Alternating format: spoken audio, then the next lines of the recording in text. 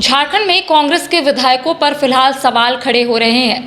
दरअसल राष्ट्रपति चुनाव में एनडीए की उम्मीदवार द्रौपदी मुर्मू को झारखंड से 60 वोट मिलने थे, लेकिन उन्हें 70 वोट मिले हैं। वहीं दूसरी ओर यूपीए की उम्मीदवार यशवंत सिन्हा को झारखंड से 20 वोट मिलने थे, लेकिन उन्हें सिर्फ 9 वोट मिले हैं। तो कहीं ना कहीं बातें निकलकर सामने आ रही है कि यहाँ पर क्रॉस वोटिंग की गई है। इस वक्त हमारे साथ मौजूद है कांग्रेस के प्रदेश अध्यक्ष राजेश ठाकुर जी। हम इनसे बात करते हैं कि बातें निकलकर सामने आ रही है कि कांग्रेस के 10 विधायकों ने क्रॉस वोटिंग की है।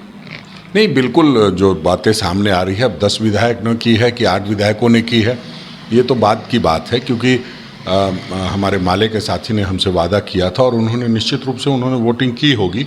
राजद के साथी ने भी, सत्यानंद भोक्ता जी ने भी किया था।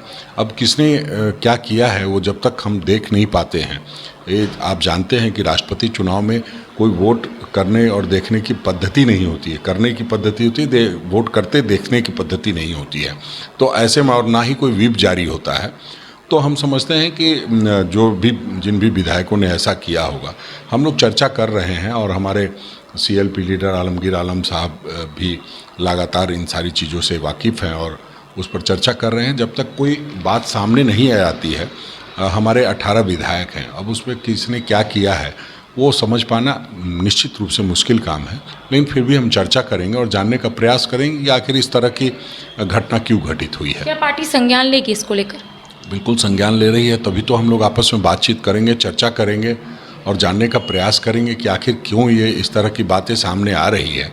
तो उन सारी चीज़ों को चर्चा करने के बाद ही कोई हम लोग माकूल जवाब दे पाएंगे। अच्छा राजेश जी, लगातार बैठक हो रही थी, प्रभारी भी यहाँ पर आए हुए थे और यशवंत सिन्हा भी खुद यहाँ प्रचार प्रसार करने के लिए पहुँचे थे। आप लोग आश्वस्त किए थे कि वोट उनको मिलेगी, लेकिन कहीं ना कहीं सिर्फ 9 वोट उनको मिले हैं। निश्चित रूप से हम लोगों ने बैठक भी की थी और सभी लोगों से चर्चा की थी। सभी लोगों से कहा था कि आदरणीय यशवंत सिन्हा जी के लिए वोट करना है। फिर भी इस तरह की बात सामने आई है, तो अब सारी बातों को समझना पड़ेगा कि आखिर ये हुआ कैसे है, क्या दबाव था या लोगों ने स्वेच्छा से किया है। ये सारी बातें तो जब तक बातचीत नहीं हो जाती, और ये कैसे कहा जा सकता है कि 18 विधायकों में से किन विधायकों ने किया है, और इसके लिए हम कोई एजेंसी तो है नहीं। निश्चित रूप से हमारे पार्टी के विधायक, संजीदा विधायक हैं, उनसे सारी बात होगी, तभी हम लोग इस पर कुछ चर्चा कर पाएंगे। झारखंड की सियासत में भी कुछ असर देखने को मिलेगा क्या? लगातार आरोप प्रत्यारोप का भी सिलसिला तेज हो गया है। बिल्कुल नहीं, जब सरकार बनी थी उसके 6ठे दिन से इस तरह की सारी बातें चलती रहती है।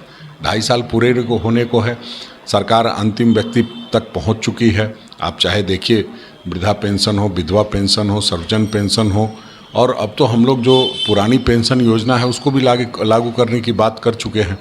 तो और जिस तरह से चीज़ें सामने आ रही है, तो उसमें सरकार बेहतर काम कर रही है। और सरकार जब भी कोई काम करती है तो अंतिम व्यक्ति को केंद्र बिंदु में रख करके करती है। वो हम कर रहे हैं और हमें नहीं लगता कहीं इस तरह की कोई बात है। बेवजह की बातों करने के लिए तो बहुत सारे लोग हैं, बेवजह की बातें चलती रहेंगी। लेकिन हम समझते हैं 2.5 साल जिस तरह हमने बढ़िया से काम किया है और कोरोना जैसे समय को हमने बड़ी संजीदगी के साथ हमारे मंत्री और हमारी सरकार ने पूरे काबू में करने का काम किया, तो इसमें कहीं कोई दिक्कत की बात नहीं है।